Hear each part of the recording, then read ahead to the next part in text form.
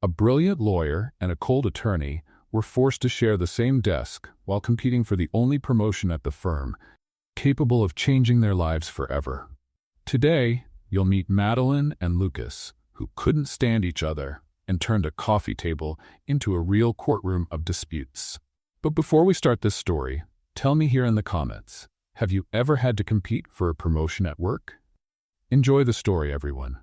The glass of water flew in slow motion. Madeline Crawford watched the liquid cross the air and land directly on Lucas Whitfield. She composed the most innocent expression from her repertoire. Oops, sorry. The glass slipped. Lucas was paralyzed for exactly 3 seconds. 3 seconds in which Madeline could savor every fragment of that small victory. The co-working space around them continued functioning normally.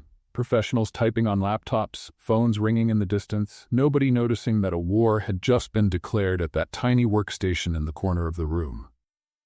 Slipped, he repeated, looking at the stain spreading. Of course it slipped.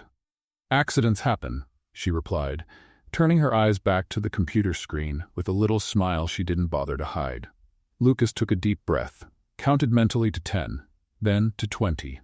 He picked up his glass of orange juice, the one he had ordered less than 5 minutes ago at the space's cafeteria, and examined the orange liquid with an unsettling calm. Madeline realized too late. The juice hit her like an abstract work of art being created live. Stains that definitely wouldn't come out with soap and water.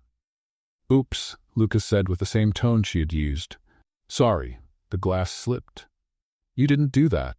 Accidents happen. Her eyes sparked. His gleamed with satisfaction. And that's how the first day of Madeline Crawford and Lucas Whitfield, sharing a workstation of less than a meter at Workspace Central, Chicago's busiest co-working space, began. 4 hours earlier, neither of them imagined the day would end like this. The morning had started with champagne. The Williams, O'Brien and Associates firm had won a nationally prominent case, a corporate dispute that involved months of work and risky strategies. The phones wouldn't stop ringing with new interested clients. Madeline was at the office when the senior partners called a general meeting. She walked to the conference room with the posture of someone who already knew she deserved recognition. Lucas arrived from the other hallway. They locked eyes at the room's door. Neither yielded passage. "Ladies first," he said. "Then go ahead," she replied without hesitation. A colleague who was behind them had to step aside to avoid passing between the two. Richard Williams, founding partner, began a speech congratulating the entire team. He spoke about dedication, excellence, and the firm's bright future. Madeline listened attentively, waiting for the moment when her name would be mentioned. "And that's why," Williams continued, "we've decided this is the right time to announce something important. A partnership position will open in the coming months." The air in the room became denser. Madeline felt her heart race. Beside her, she noticed Lucas straighten his posture, almost imperceptibly. The lawyer who stands out the most during this period will be invited to join the partners of this firm. Madeline didn't look at Lucas. She didn't need to. She knew exactly what he was thinking, because she was thinking the same thing. That position had her name written on it. And he certainly believed it had his name. The meeting was interrupted by a maintenance worker. There was a problem with the building's electrical system, something about old wiring and safety regulations. The office would need to be evacuated for an emergency renovation that would last at least 2 weeks. "We've secured an emergency partnership with Workspace Central," Williams announced. "Everyone will work at the co-working space during the renovation period. However, due to the number of employees and the limited availability of space, some people will need to share workstations. Ms. Collins will distribute the assignments." Margaret Collins, executive assistant, began circulating with a list.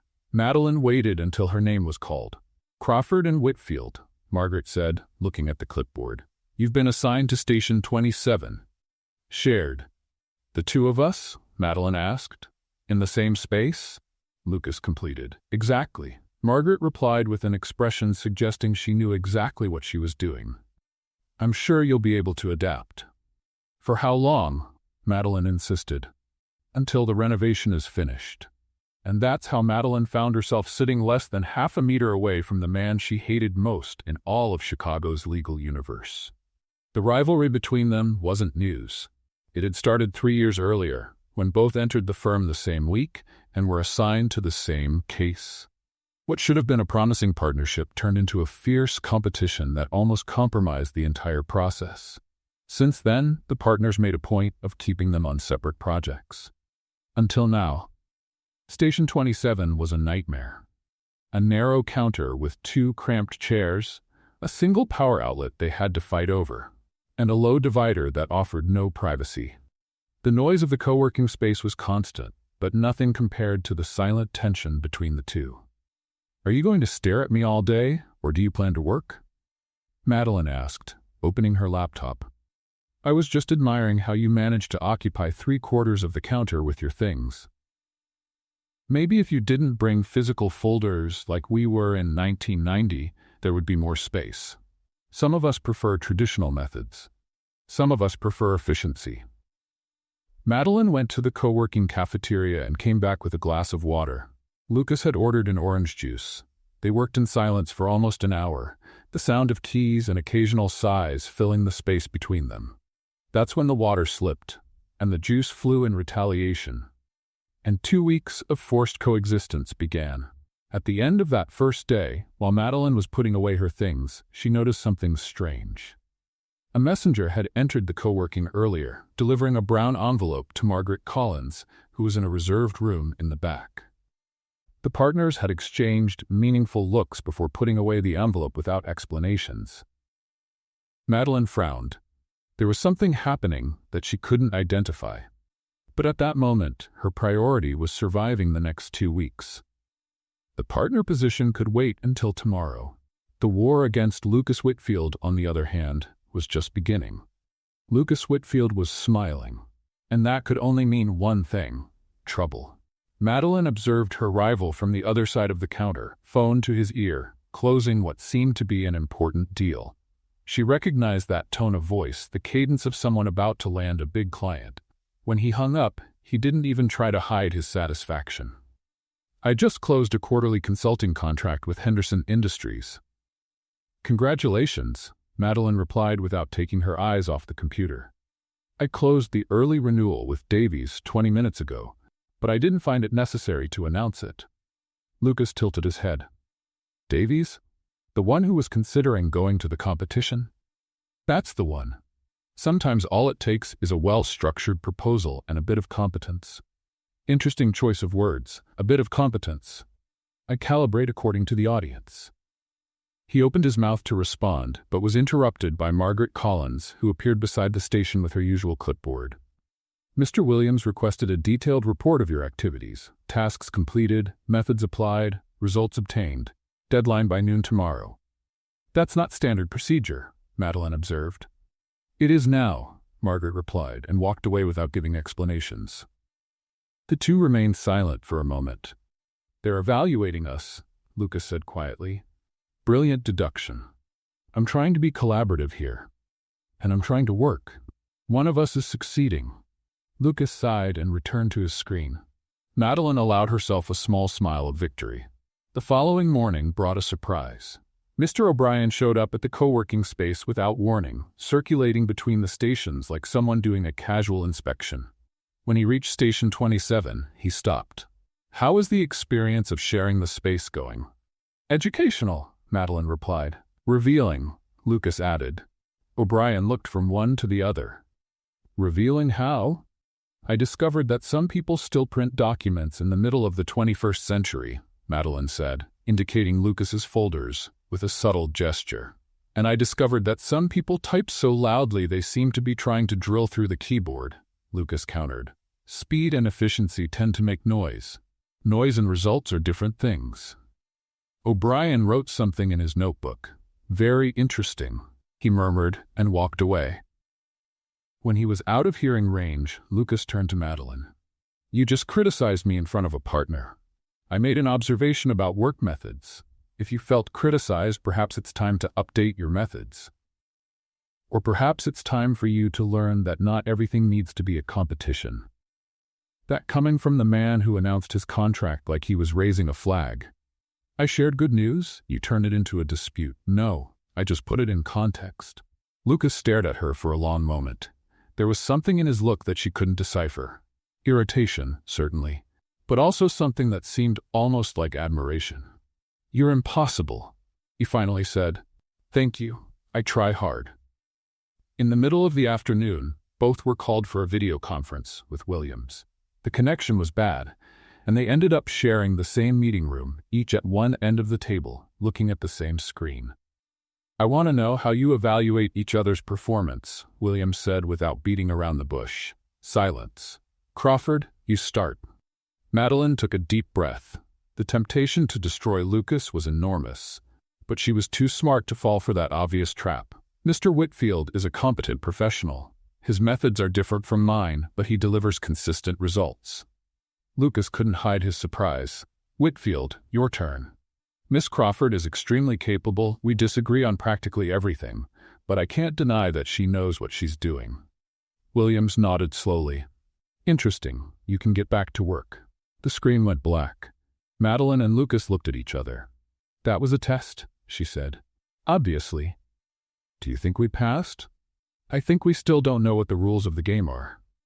When they returned to the station, Madeline noticed Williams talking to a man she didn't recognize. They were speaking quietly, but one phrase reached her.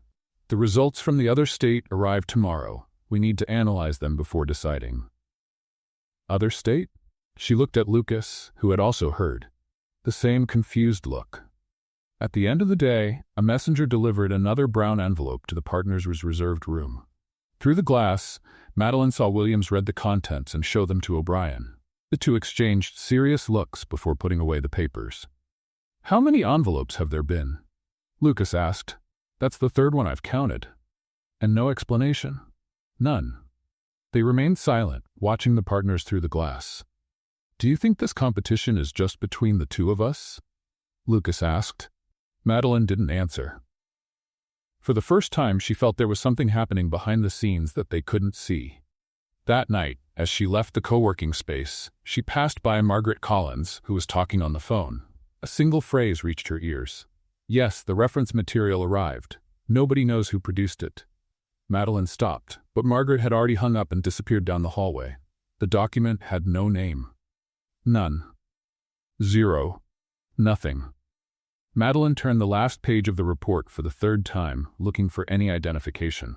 That material was brilliant, a legal analysis so well structured that she herself would be proud to sign it. But someone had forgotten that small detail. Or perhaps it wasn't an oversight. She was at Mr. Patterson's office, an important client on the other side of town, when his assistant handed her the folder. "Your firm sent this as reference for the meeting. Excellent material, I must say." Madeline flipped through the pages with growing confusion. She didn't recognize the style. It wasn't hers. It wasn't Lucas's. It wasn't from any colleague she knew. "Who prepared this report?" she asked, trying to sound casual. "I can't say. It came directly from the partners. They only said it was from someone on the team." Someone on the team. But who? 2 hours later, Madeline was back at the co-working space, the mysterious report inside her bag. Lucas was already at Station 27, apparently focused on something on the computer. "Do you know this material?" she asked bluntly, placing the document in front of him. Lucas examined the pages for a few seconds. "Never seen it before. Why?" "It was used as reference in a meeting of mine today. Nobody knows who wrote it. And you're asking me because you think it was me?" "I'm asking because it's an official document from our firm without any signature. Doesn't that seem strange to you?" Lucas flipped through a few more pages. "It's competent work," he admitted, "but it's not my style. Too conservative in the conclusions." "Conservative?" "I would have been more aggressive in the argumentation. Whoever wrote this plays it too safe."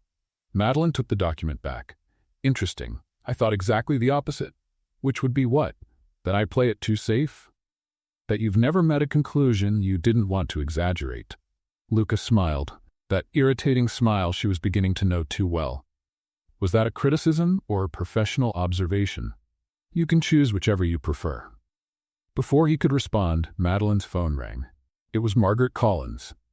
"Crawford, Whitfield, you both need to go to Mr. Harrington's office in 40 minutes. He's unhappy with how the case is progressing and wants explanations." "Both of us?" Madeline asked. The case has elements from both your areas. Williams wants you to present a united front. The call ended. Madeline looked at Lucas. Is Harrington your client or mine? Technically, the firm's, but I brought him in, and I structured the case strategy. So it looks like we're going to have to pretend we can stand each other for a few hours. I don't know if my acting ability is that good. Theodore Harrington's office was in an imposing building in the financial district. The man was known for being demanding, impatient, and extremely difficult to please.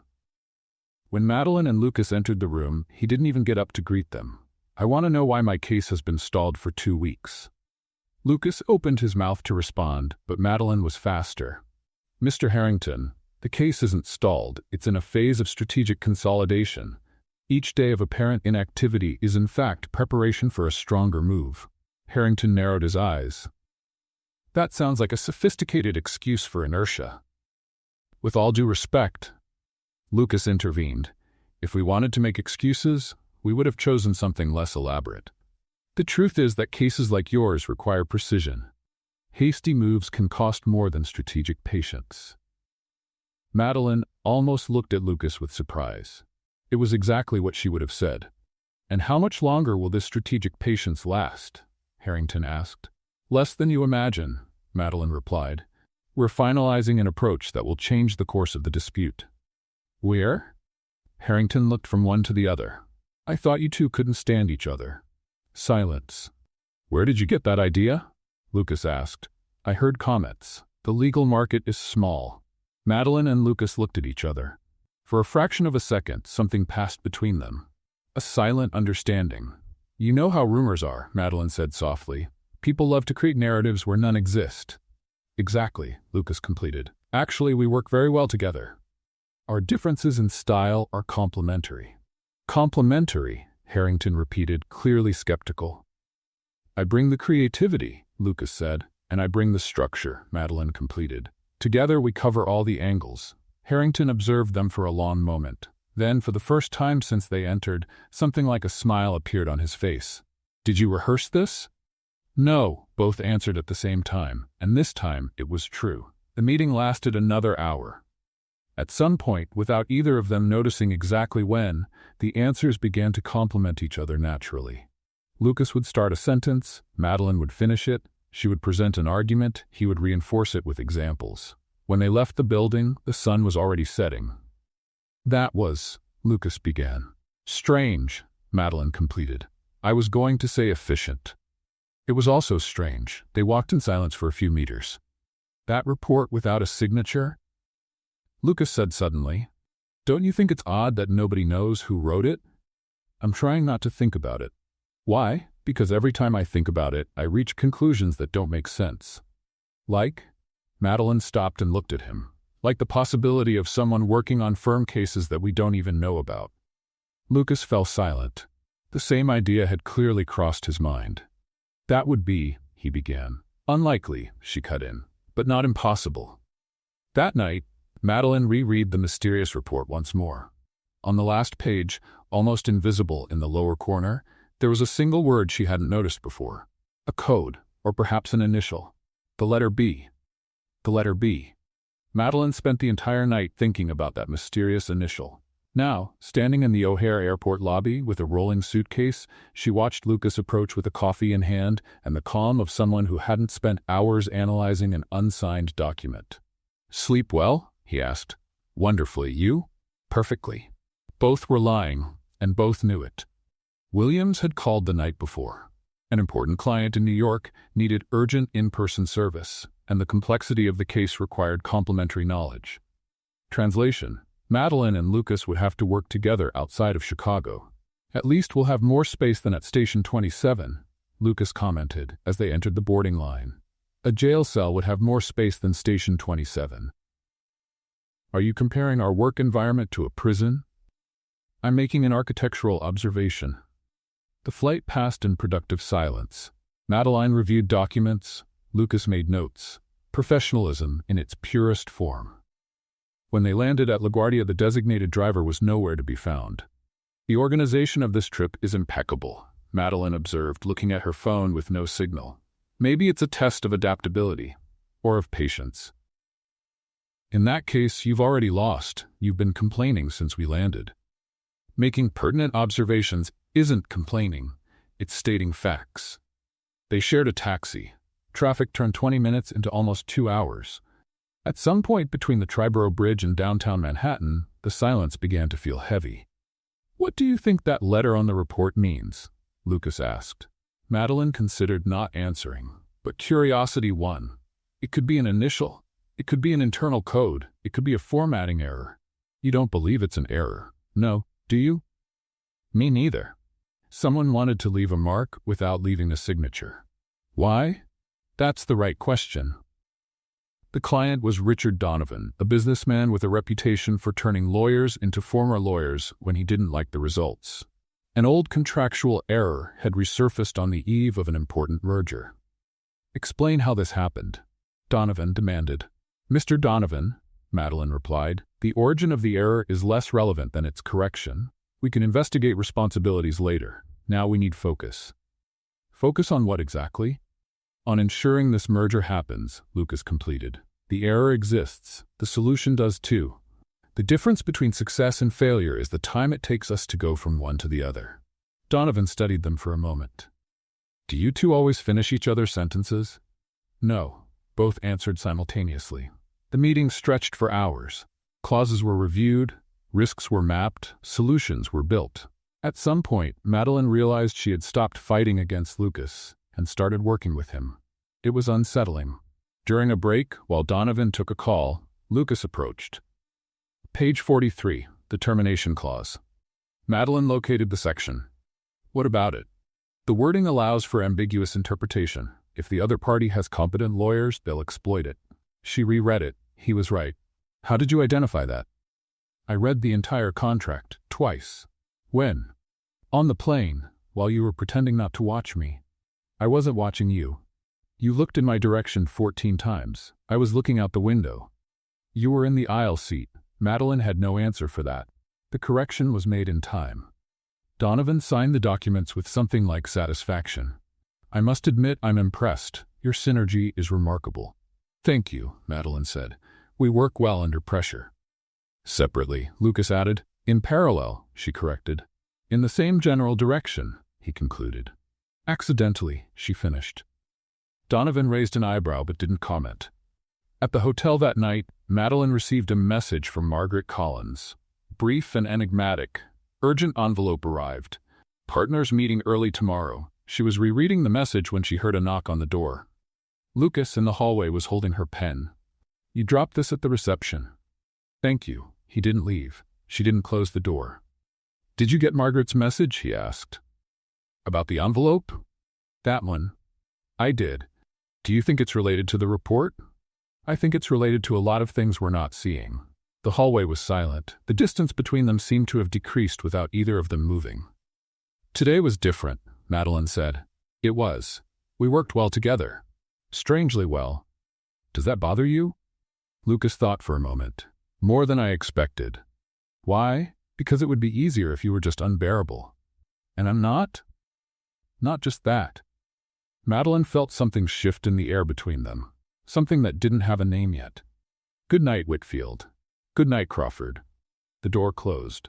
Madeline stood in the same place for a long moment, processing a conversation that seemed to have said much more than the words suggested. In the next room, Lucas looked at the wall that separated them, doing exactly the same thing. The next morning, when they met at the hotel cafe, neither mentioned the previous night's conversation. But when their eyes met for a second longer than necessary, both knew that something had changed. 11 at night. Still in New York. Still waiting. Madeline stared at the hotel lobby ceiling, as if the answers to all her questions were hidden among the decorative moldings. Beside her, Lucas flipped through the same magazine for what seemed to be the 10th time. Donovan had promised a final answer by 9. 2 hours late, the two lawyers remained stuck in professional limbo. "Do you think he's making us wait on purpose?" Madeline asked. "Probably. It's a negotiation tactic." "Against his own lawyers?" "Some clients like to remind people who pays the bills." The lobby was almost empty. Just a bored receptionist and a guest asleep in an armchair. The hotel bar had closed at 10. "I would love a coffee right now," Madeline murmured. "There's a vending machine on the second floor." "How do you know that?" "I walked the hallways while you were on the phone with Margaret. Nighttime hotel exploration. Interesting hobby." "I have many layers, Crawford." "I'm starting to notice." Lucas stood up. "I'm gonna get coffee. You want some?" Madeline hesitated. Accepting coffee from Lucas Whitfield seemed like a dangerous precedent. Black, no sugar. Why am I not surprised? He returned 10 minutes later with 2 steaming cups. The coffee was terrible, but hot. At that moment, it was enough. "Thank you," Madeline said, and for the first time it sounded genuine. "You're welcome." They drank in silence for a moment. The kind of silence that didn't need to be filled. "Can I ask you a personal question?" Madeline finally said.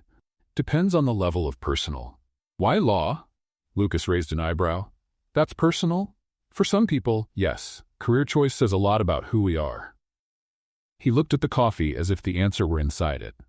"My father worked in a factory, 30 years in the same place. One day, they fired him without warning, without proper compensation, without explanation." "What happened?" "Nothing. He didn't have the resources to fight, didn't know anyone who could help. He just accepted it." "And you decided that wouldn't happen to other people?" "Something like that. And you?" Madeline took a deep breath. "My mother. She had a small business, a bakery. The landlord decided to triple the rent overnight. She lost everything. No legal recourse, with options she didn't know existed. I found out about it years later in college. Too late." Lucas nodded slowly. "So we're both here for the same reason, to prevent others from going through what our families went through." "It seems so." He smiled, a genuine smile, without irony. "You're not what I expected, Crawford." "What did you expect?" "Someone less human. And you're not what I expected either." "Which would be?" "Someone less understandable." Lucas tilted his head. "Understandable?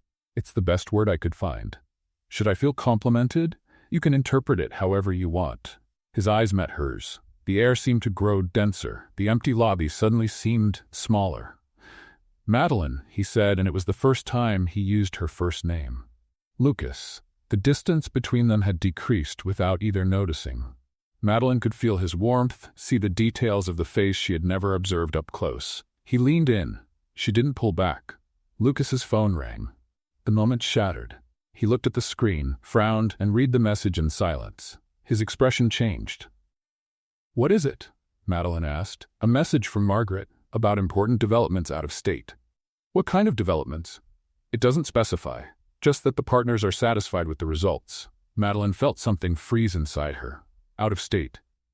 They were out of state. "Did you know anything about this?" she asked, her tone colder. "No. Why would I?" "Because the message came to you, not to me." Lucas looked confused, or pretended very well. "That's strange." "It's more than strange, it's convenient." "What are you insinuating?" "That maybe this whole trip was more strategic than I imagined." "You think I planned this?" "You were very collaborative, very friendly." The word came out like an accusation. Lucas stepped back, his expression hardening. "A moment ago we were talking like normal people. Now you think it was all manipulation?" "I don't know what to think." "Clearly." The silence that followed was completely different from the previous one. Heavy. Cutting. "Maybe it's better if we wait for Donovan's answer separately," Madeline said. "Maybe it is." She stood up and walked toward the elevator. Halfway there, she stopped. "If you're playing on 2 fronts, Lucas, I'll find out." "And if I'm not?" Madeline didn't answer. The elevator door closed between them. In the lobby, Lucas stood looking at the empty space where she had been. The message still glowed on his phone screen. He reread the words. Important developments out of state. Something didn't make sense. The flight back to Chicago was the quietest in the history of commercial aviation. Madeline sat by the window. Lucas in the aisle. 3 empty seats between them like a no-man's land that neither dared to cross. 2.5 hours of absolute silence, broken only by the sound of the beverage cart.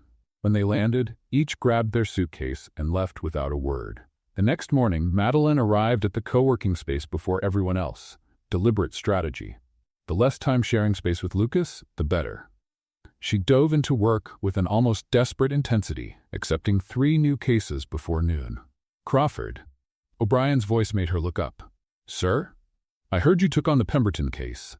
"I did. Any problem?" Whitfield also expressed interest in it. He expressed interest after I had already accepted it. Are you sure? Absolutely. O'Brien wrote something in his eternal notebook and walked away without further explanation. 15 minutes later, Lucas appeared at Station 27. He looked at Madeline. She looked at him. No greeting. Pemberton was mine, he said simply. Pemberton belongs to whoever gets there first. I spoke with him last week. Talking isn't signing a contract. You knew I was working on this. I'm not obligated to monitor your schedule. Lucas sat in his chair with more force than necessary. Great, so that's how it's going to be. How? Open war. It was always war. You were just distracted. The provocation hit its mark. Lucas opened his laptop and began typing with an intensity that suggested each key was an enemy to be defeated. The following days were brutal. Madeline and Lucas began competing over absolutely everything. Clients, meeting rooms, time slots with the partners, even the last coffee from the pot. It was exhausting and absurd, but neither could stop. Crawford, you reserved the conference room for 3 o'clock? Margaret asked. I did. Whitfield also reserved it, at the same time. Impossible. The system doesn't allow duplicates. The system had a glitch. You're both scheduled. Madeline and Lucas looked at each other from across the room. I reserved first, she said. I have a client meeting, he replied. I also have a client meeting. Then one of us will have to give in. I agree. You can start. Margaret sighed. You have 10 minutes to resolve this. After that, I'll flip a coin. She walked away, leaving the two at an impasse. How important is your meeting? Lucas asked. Maximum. And yours? Equally maximum. How convenient. It's not convenience. It's fact. They stared at each other for a long moment. Beneath the anger, there was something more. Something neither wanted to acknowledge. We can split the room, Madeline finally suggested. Half the time each. That would require cooperation. I know, it's horrible, but it's practical. Lucas considered. 1 hour each, 1 hour each. Who gets the first time slot? Rock, paper, scissors? You're kidding. Got a better idea? He didn't. Madeline won. Lucas got the second hour. That was luck, he said. That was strategy. You always choose rock. How do you know that? I pay attention. The phrase hung in the air for a second longer than comfortable. That afternoon, Williams called a brief meeting with the entire team. Brief meant 15 minutes of generalities and one sentence that made everyone stop. The evaluation results are being compiled. The decision about the partner position will be announced soon. Madeline looked at Lucas. He looked at her. For the first time in days, there was something besides hostility in the look. There was fear. After the meeting, O'Brien approached Station 27. How is the adaptation to the shared space going? Productive, Madeline replied. Challenging, Lucas added. Interesting. You're both having impressive performances lately, almost as if you were competing for something. Silence. But I imagine it's just natural dedication, O'Brien continued with a half smile. After all, you're exemplary professionals. He walked away before either could respond. He knows, Madeline whispered. Of course he knows. They've been watching us from the beginning. Do you think this is part of the evaluation? Putting two candidates in a tiny space and seeing who survives sounds exactly like the kind of thing Williams would do. At the end of the day, another envelope arrived. Madeline saw Margaret receive it and take it directly to the partner's reserved room. Through the glass, she saw Williams open it, read it, and show it to O'Brien. The two exchanged serious looks. How many envelopes have there been? Lucas asked beside her. I lost count. What do you think is in them? I don't know, but every time one arrives, the partners get stranger. They watched in silence as Williams put the envelope in a locked drawer. Madeline, Lucas said quietly. It was the second time he used her first name. She felt a shiver. What? About New York. I don't want to talk about New York. I know, but I need you to know that I wasn't playing games. That conversation was real. Madeline didn't respond. She didn't trust her own voice. You don't have to believe me. He continued, but it was important that I said it. He returned to his computer, leaving her with words she didn't know how to process. That night, while gathering her things to leave, Madeline noticed something. The drawer where Williams had stored the envelope was slightly open, and inside, partially visible, there was a name she didn't recognize. Oliver Blackwood. Oliver Blackwood. Madeline repeated the name mentally all night long. Who was Oliver Blackwood? She knew all the lawyers at the firm. All of them. And that name didn't exist anywhere in her memory. The next morning, she arrived at the co-working space determined to investigate. But before she could do anything, Williams called a general meeting. "I want to congratulate the team on the brilliant strategy in the Whitmore case," he announced. The approach was innovative and extremely effective. Madeline frowned. "Whitmore case?" She hadn't worked on that case. She looked at Lucas, who seemed equally confused. "Mr. Williams," Lucas raised his hand. "Who developed that strategy?" "The team," Williams replied vaguely. "What's important is the result." "But specifically?" "Specifically, the firm won. That's what matters." The meeting ended without further clarification. Madeline and Lucas returned to Station 27 with the same question in their eyes. The cramped counter had never seemed so small. Madeline pretended to type a report, her fingers moving over the keys in a convincing rhythm. But on the screen, she had opened a notepad. She typed just one sentence. "Who is Oliver Blackwood?" She slid the laptop slightly to the side, positioning the screen where Lucas could see it. He stopped typing immediately. His eyes scanned the words. No visible reaction, but Madeline noticed the tension in his shoulders. Without saying anything, Lucas opened his physical folder, the one she criticized so much for being outdated. He flipped through some documents until he found one that mentioned results in another state. With a pen, he discreetly circled the city of origin, Denver. Madeline nodded almost imperceptibly. Lucas closed the folder. No words were exchanged, none needed to be. Later that day, O'Brien appeared for one of his increasingly frequent visits. "How are your cases going?" "Progressing," Madeline replied. "Well underway," Lucas added. "Excellent. By the way, I received interesting feedback from Mr. Harrington. He mentioned that you work well as a team." "It was a specific situation," Madeline said quickly. "Circumstantial," Lucas completed. O'Brien smiled in a way that seemed to know more than he was saying. "Interesting how you always use the same words." He wrote something in his notebook and walked away. "Why does he write everything down?" Lucas asked quietly. "Because we're being evaluated on every detail, every word, every reaction." "That's comforting." It wasn't meant to be. At lunchtime, Madeline went down to the building's cafeteria. In line, she ran into Thomas Reed, a junior lawyer who worked at the Boston branch. "Crawford, long time." "Reed, what brings you to Chicago?" "Meeting with the partners. Administrative stuff." "I see. By the way, I heard about the case our people solved in Denver. Impressive." Madeline kept her expression neutral, but inside her heart raced. "Denver? Yeah, that complex intellectual property case. One of our lawyers spent weeks there. Apparently, it was an important victory." "Which lawyer?" "I don't know the name I just heard comments. Someone from the main office, I think." Denver, the same city Lucas had circled. Madeline returned to the station with her mind racing. She sat down and opened the notepad again. Reed confirmed, Denver. Weeks of work, nobody knows who. Lucas read over her shoulder, pretending to look for something on his own desk. "First the unsigned report," he murmured almost inaudibly. "Then the envelopes, now Denver. And a name nobody knows." Before they could continue, Margaret appeared with a serious expression. "Crawford Whitfield, the partners want to see you, now."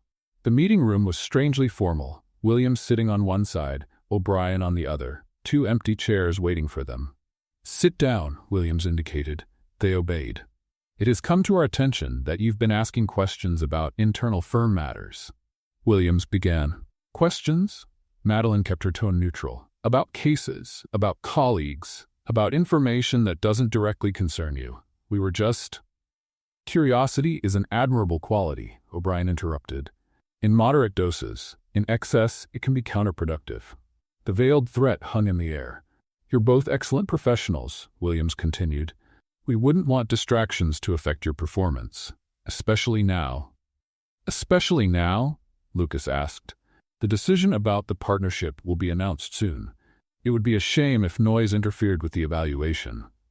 Madeline felt a chill down her spine. This wasn't just a warning. It was an order to stop investigating. "Understood," she said. "Perfectly clear," Lucas added. Williams smiled, but the smile didn't reach his eyes. "Great, you can get back to work."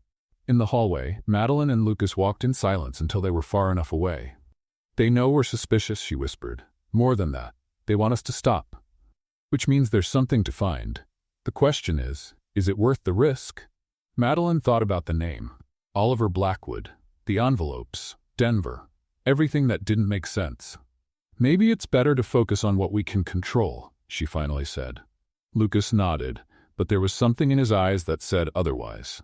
That night, as she was leaving the co-working space, Madeline saw Williams in a video conference. The screen was partially visible through the glass. A man she didn't recognize, and in the lower corner of the screen, a name. Oh, Blackwood. Oh, Blackwood. The face on the screen wouldn't leave Madeline's mind, but she didn't have time to process it. The next morning, chaos began before the coffee even got cold. Crawford, the Pemberton contract has an error in the confidentiality clause, Margaret announced, appearing at Station 27 with an expression that promised nothing good. Madeline felt her stomach sink. Error? What kind of error? The kind that the client noticed before we did. She took the document from Margaret's hands and read it. There it was, clear as day. A typing error that completely changed the meaning of an entire clause. Confidentiality for 5 years had turned into 5 months. That's impossible. I reviewed it 3 times. Apparently that wasn't enough times. Lucas, who had watched the scene in silence, had the wisdom not to comment, at least for 30 seconds. It happens to everyone, he finally said. Thanks for the solidarity. Very comforting. I was being sincere, and I was being sarcastic. The day didn't improve. 2 hours later, it was Lucas's turn to receive his dose of professional humiliation. Whitfield, O'Brien appeared with his eternal notebook in hand. Mr. Henderson called. It seems you missed the deadline to file the response. Lucas went pale. That's impossible. The deadline is tomorrow. It was yesterday. You confused the dates. I never confuse dates. First time for everything. O'Brien walked away, leaving Lucas staring at the computer screen as if it had personally betrayed him. It happens to everyone, Madeline said, returning his words. Not to me. Until today, apparently. They looked at each other. For the first time, there was something besides competition in the look. There was recognition. Both were falling apart, and both knew it. The pressure of the last few weeks was taking its toll. Poorly slept nights, skipped meals, the constant tension of being watched. It was too much, even for the best professionals. In the middle of the afternoon, Williams called an emergency meeting. Only the partners and Margaret were present when Madeline and Lucas arrived. Sit down, Williams said, and there was something different in his tone. Genuine concern. An envelope was on the table, red, marked as maximum priority. We received an important communication, Williams began. The results of the case in Denver were significant. Madeline and Lucas exchanged a quick look. Significant how? Lucas asked. That's not relevant to you at the moment, O'Brien intervened. What is relevant is that the decision about the partnership will be accelerated. Accelerated? Madeline repeated. The announcement will be made next week. 1 week. 7 days to prove their worth. 7 days while making basic mistakes they never would have made under normal circumstances. You can go, Williams dismissed them. Outside the room, neither could speak for a moment. 1 week, Lucas finally said. 1 week, Madeline repeated. They returned to the station in silence. The rest of the afternoon was a desperate attempt to fix the morning's mistakes and not make new ones. By 6 in the evening, both were exhausted. I need air, Madeline said, standing up abruptly. She went to the co-working space's break area, a space with sofas and a coffee machine that produced something vaguely resembling the beverage. Lucas appeared 2 minutes later. Following my footsteps now? The coffee here is the only one available. Of course. They stood in silence while the machine made noises that didn't inspire confidence. Do you think we're going to lose? Madeline asked suddenly. Lose what?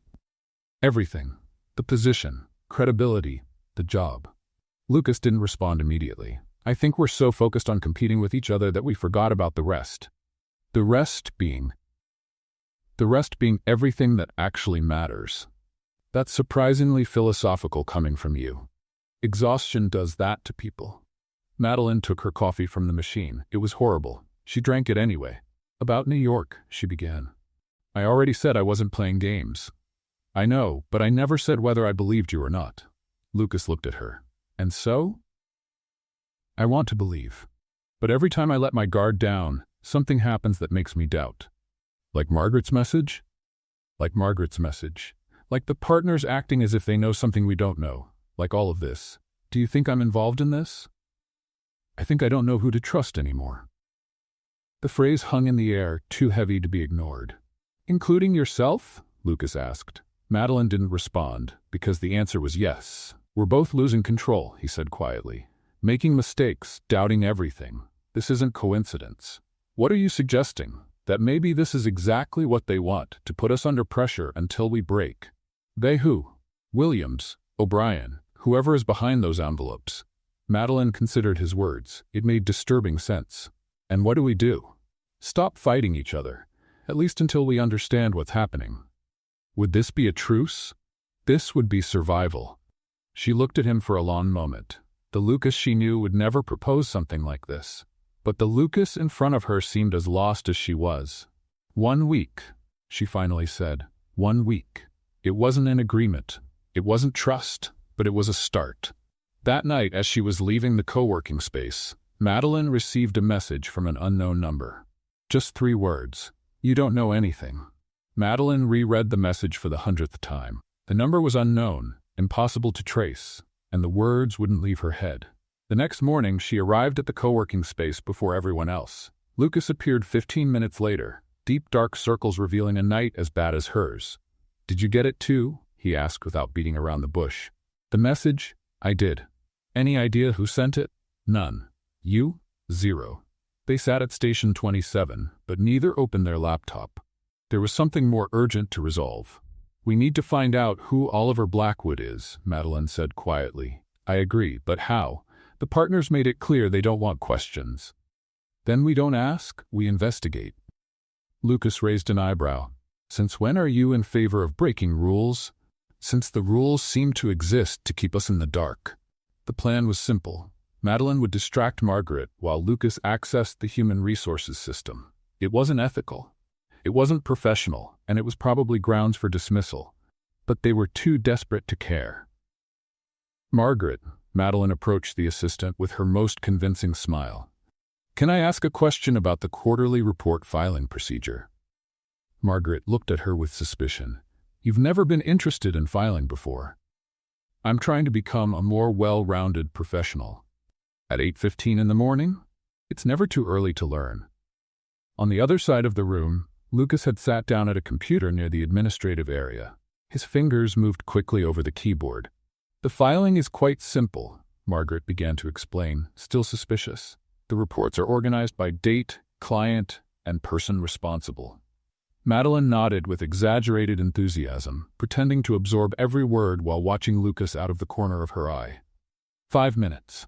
10 minutes. Margaret continued explaining details that Madeline would never use. And when there are multiple lawyers on the same case? She asked, inventing questions. Each one files their part separately. Fascinating. Lucas finally stood up, making a discreet signal. He had something. Thank you, Margaret. That was very enlightening. You didn't write anything down. Photographic memory. Margaret clearly didn't believe it, but Madeline was already walking away. At station 27, Lucas showed his phone screen. A photo of the employee registry. Oliver Blackwood. Senior attorney. Location Denver, Colorado. Hire date, same year as Madeline and Lucas.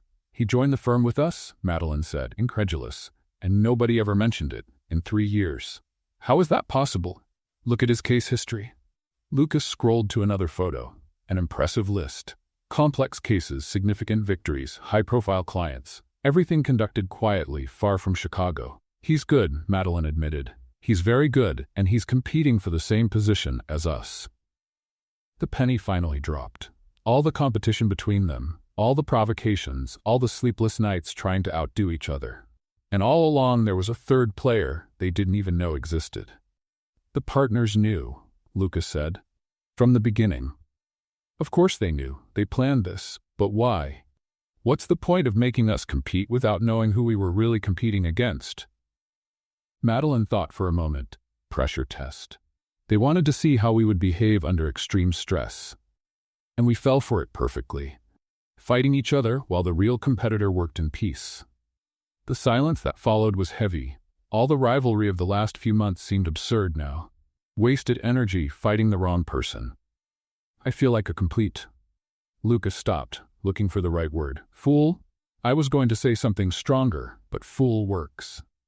That makes two of us then. They stood looking at Oliver Blackwood's photo. A man neither of them knew, but who would probably win the position they both wanted so much. What do we do now? Lucas asked. I don't know. For the first time, you don't have a plan? For the first time, I'm not sure of anything. Lucas leaned back in his chair and let out a humorless laugh. You know what's ironic? We spent weeks trying to destroy each other. And in the end, the enemy wasn't even in the room. Technically, you're not my enemy. I'm not? You're my rival. There's a difference. Which is?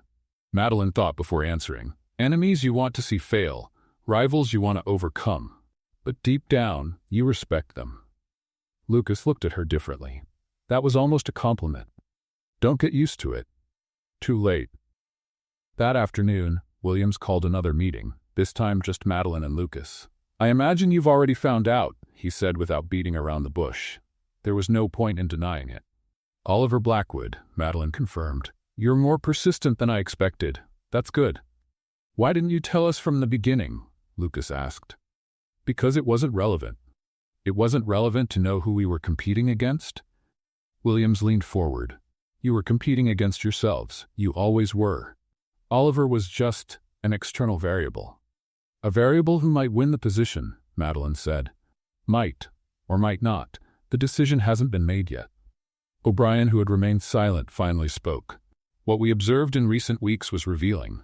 You both have extraordinary qualities, but you also have significant blind spots. Which would be? Lucas asked. You spend too much energy fighting each other. Imagine what you could achieve if you worked together. The phrase hung in the air.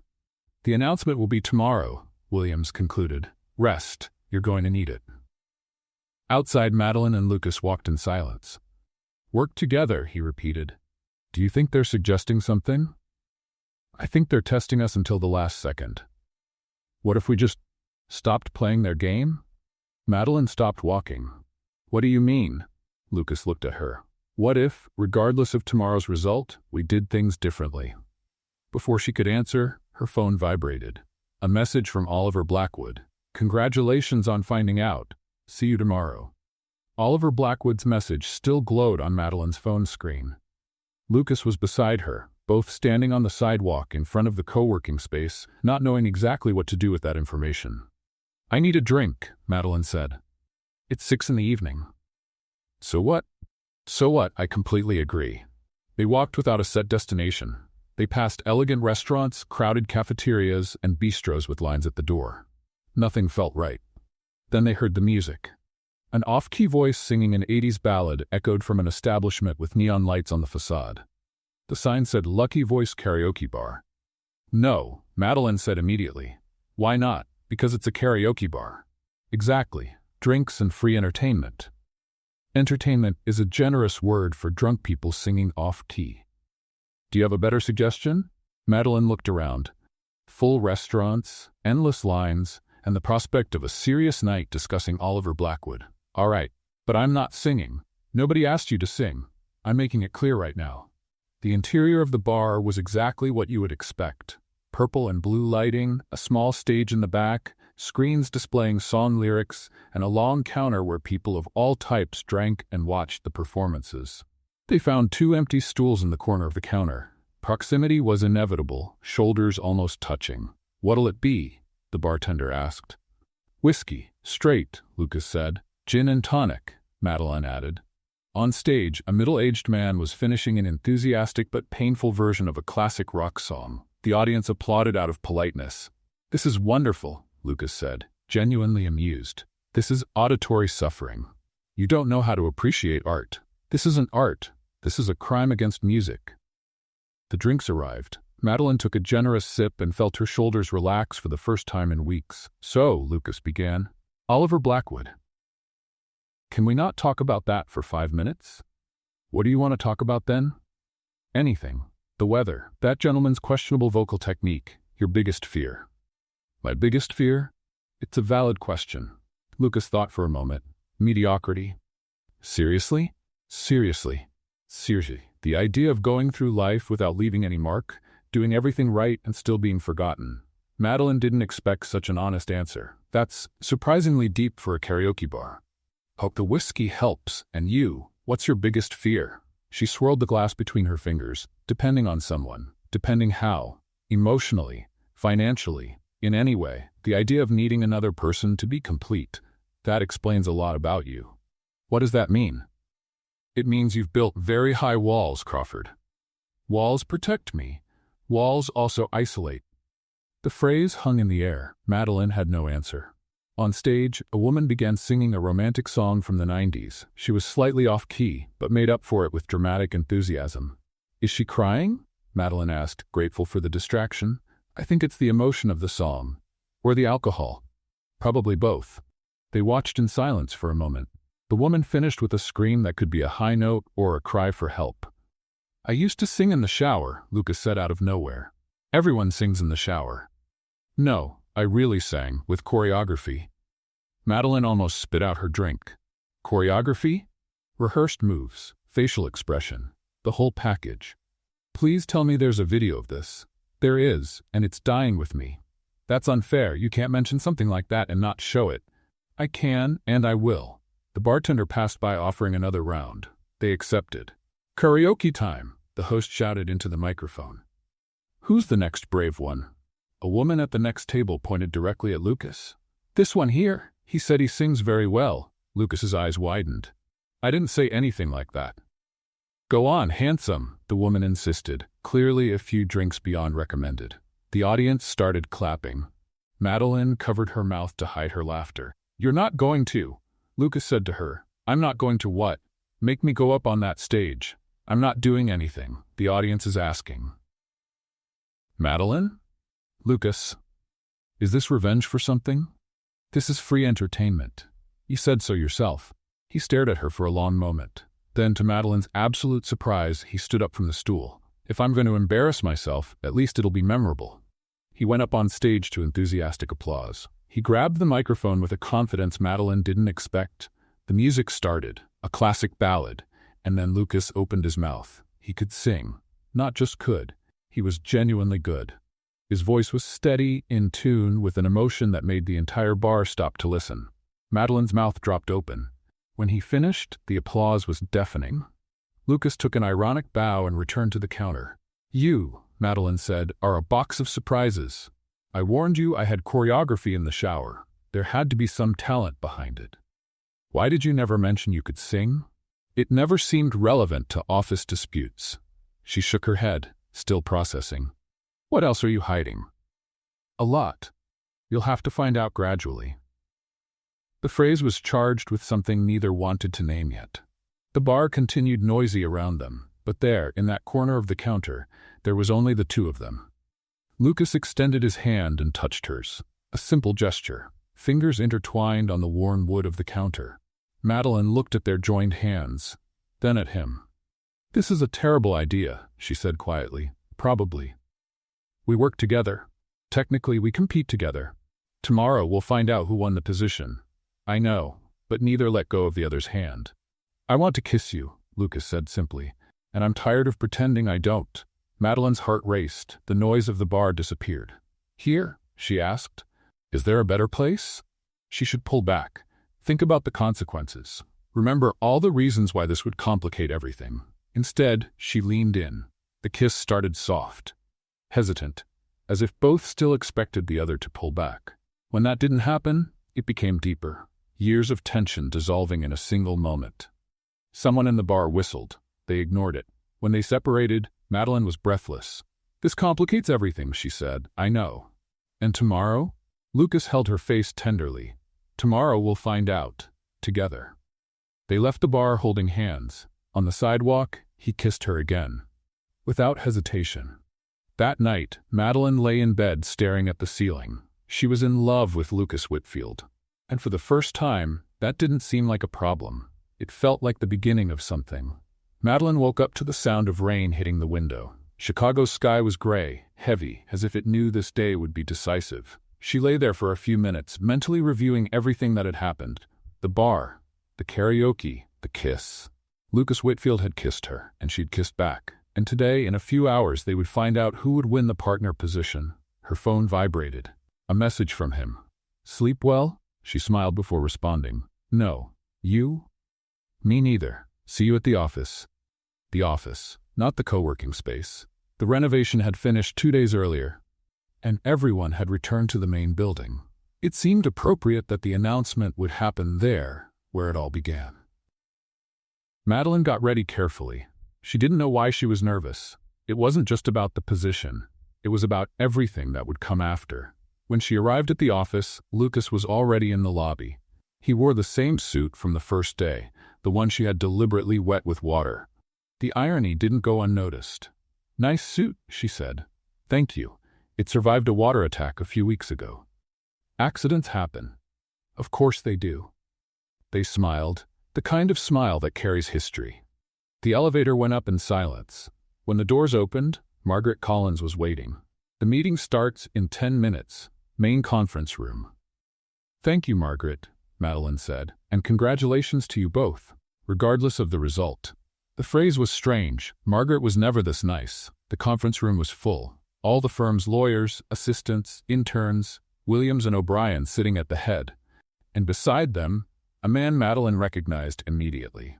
Oliver Blackwood. He was younger than she imagined. Dark hair, intelligent eyes, confident posture, without being arrogant. He seemed like the type of person you would respect, even if you wanted not to like him. "Thank you all for being here," Williams began. "This is an important moment for the firm. After months of careful evaluation, we have reached a decision about the new partnership position." Madeline felt Lucas move subtly closer. His shoulder touched hers. A small touch, but significant. "We evaluated not only professional results," O'Brien continued, "but also adaptability, work under pressure, and collaboration skills." Collaboration. The word echoed in Madeline's mind. "All candidates demonstrated exceptional qualities," Williams said. "Crawford and Whitfield in particular surprised us with their evolution throughout the process." Evolution. It was an elegant way of saying they had stopped trying to destroy each other. However, O'Brien adjusted his glasses, the partner position requires a specific profile, someone who combines technical excellence with long-term strategic vision. Madeline held her breath. "Therefore, we are pleased to announce that the new partner of Williams, O'Brien and Associates, is Oliver Blackwood." Polite applause filled the room. Oliver stood up, thanked them with a brief, professional nod. Madeline expected to feel anger, frustration, injustice, but she felt none of that. She looked at Lucas. He looked back at her, and in that moment, without words, they understood the same thing. They had lost the position, but they hadn't lost. The meeting went on for a few more minutes. Speeches about the firm's future, expansion plans, generic thanks. Madeline barely heard any of it. When it finally ended, she stood up and walked toward the exit. Lucas followed her. Crawford, Whitfield. It was Oliver Blackwood. They stopped. "I wanted to introduce myself formally," he said, extending his hand, "and say that you two were worthy adversaries." "Thank you," Madeline replied, shaking his hand. "Congratulations on the achievement." "Well deserved," Lucas added without sarcasm. Oliver smiled. "If it's any consolation, the partner spoke very highly of you. They said they'd never seen such a competitive pair transform into something so functional." "Functional," Madeline repeated. "That's a word. It's the word they used. I would have chosen another." "Which one?" "Interesting." He walked away, leaving the word hanging in the air. Madeline and Lucas left the office in silence. Outside, the rain had increased. Thick drops fell on the sidewalk, creating puddles that reflected the lights from the buildings. "And now?" Lucas asked. "Now we get wet." She went down the steps and walked into the rain, without an umbrella, without protection. The water soaked her hair, her blazer, everything. Lucas watched her for a moment, then did the same thing. "This is crazy," he said, rain running down his face. "Probably. We lost the position." "We did. And you're smiling." Madeline realized it was true. She was smiling. "I think I'm relieved," she admitted. "Relieved? Not having to pretend anymore, not having to compete, being able to simply be." Lucas moved closer. Rain fell between them, but the distance decreased. "What do you want to be?" he asked. "I don't know yet, but I know who I want to find out with." He held her face. Raindrops ran down his fingers, her chin, everything. This is still a terrible idea, he said. The worst. We're going to regret it. Probably not. How do you know? Because some things you just know. He kissed her. It wasn't like the kiss at the bar. That one had been a discovery. This was a certainty. The rain kept falling.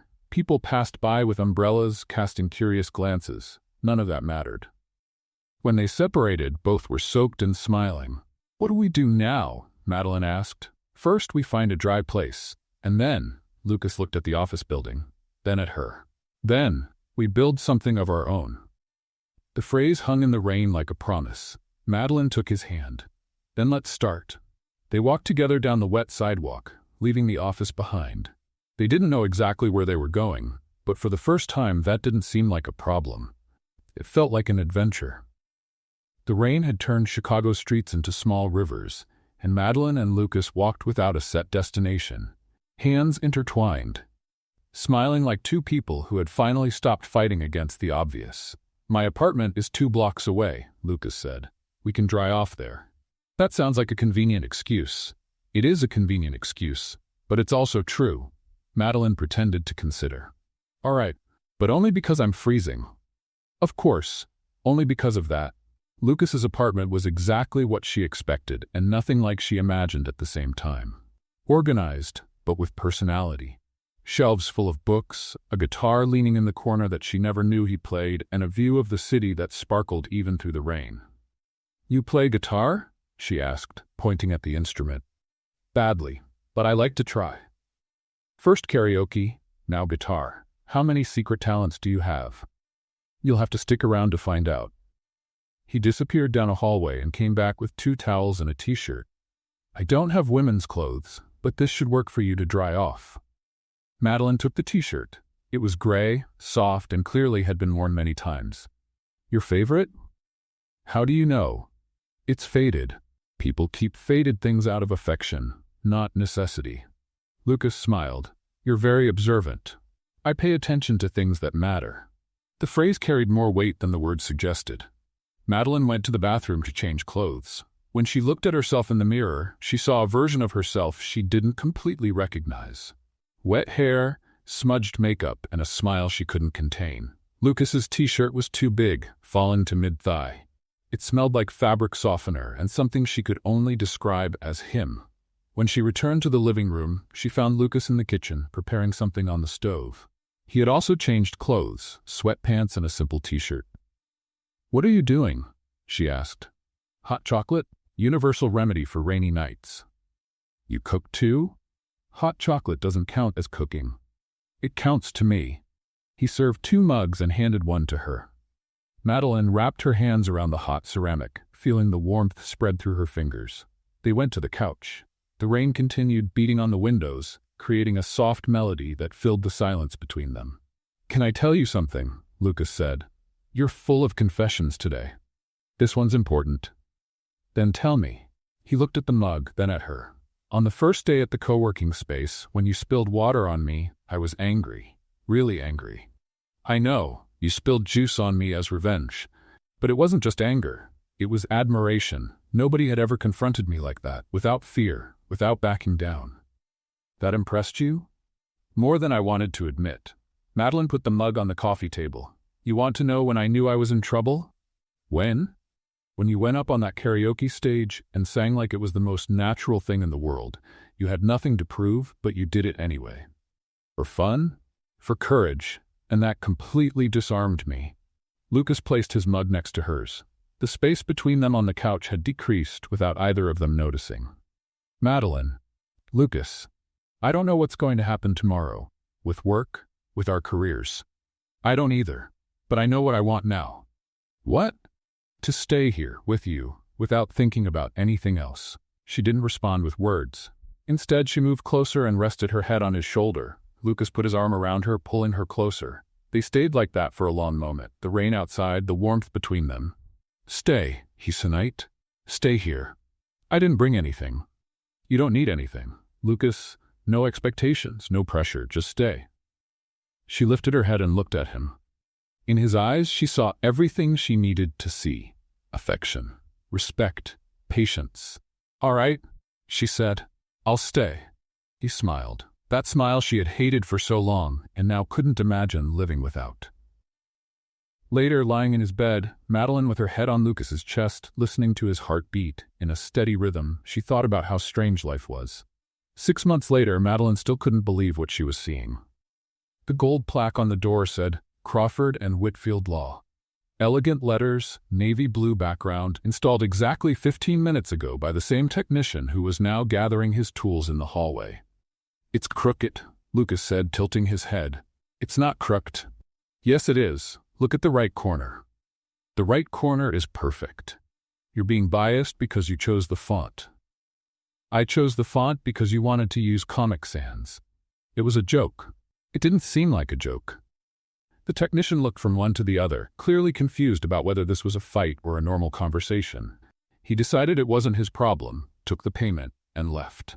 Welcome to our office, Lucas said, opening the door with a dramatic gesture. The space was small.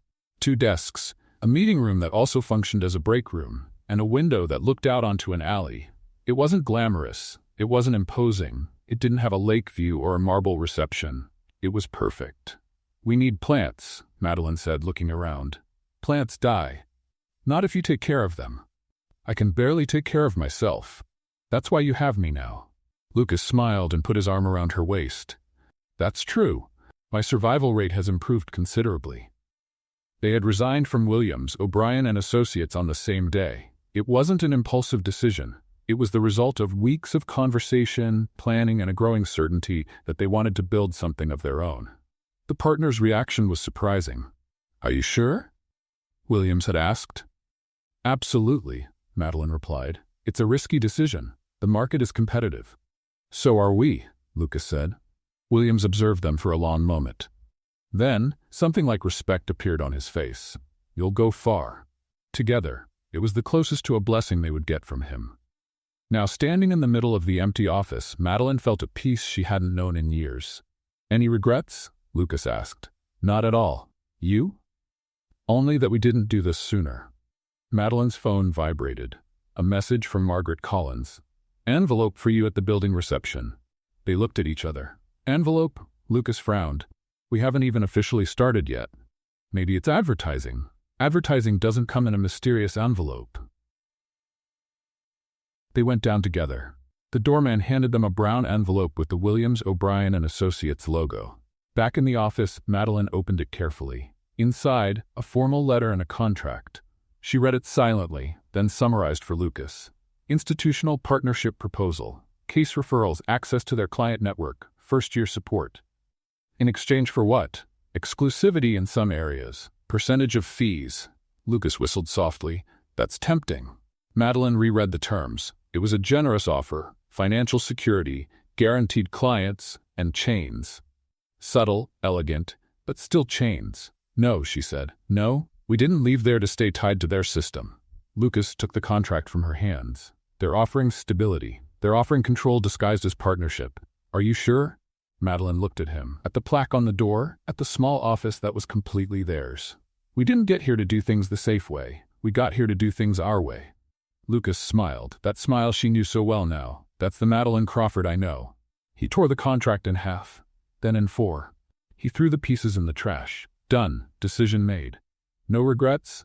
None. Madeline moved closer and kissed him, a light kiss, full of promise. Then let's begin, she said. Where do we start? At the beginning, one client at a time, one case at a time. Sounds like hard work. Sounds right. And it was. Finally, everything felt right. 2 rivals who became partners. 2 stubborn people who learned to give in. 2 hearts that found in conflict the most unlikely path to love. Madeline and Lucas traded certainty for uncertainty. And you? If you had $1 million proposal in hand, but it took away your freedom, would you sign or tear up the contract? Comment freedom or stability. Tell me here in the comments if you've ever lived a romance with someone you couldn't stand at first. Until the next story.